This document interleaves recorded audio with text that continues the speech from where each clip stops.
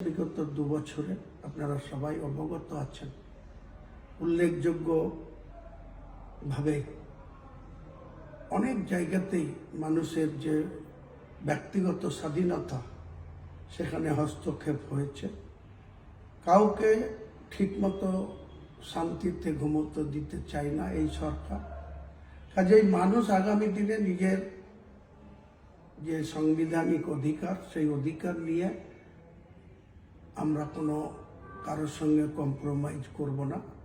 বাংলার সম্প্রীতি বজায় রেখে বাংলার প্রত্যেকটা ধর্মাবলম্বী মানুষকে যথাযোগ্য সম্মান দিয়ে আমাদের নতুন দল আগামীকাল 22 ডিসেম্বর ঠিক বেলা 12টায় আমাদের সভা শুরু হবে।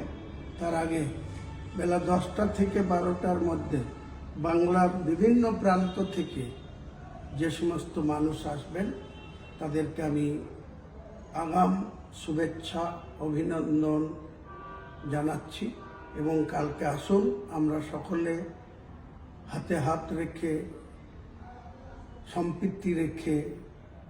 সম্প্রীতিকে অটুট রেখে বাংলার উন্নয়নে ঝাঁপিয়ে পড়ি।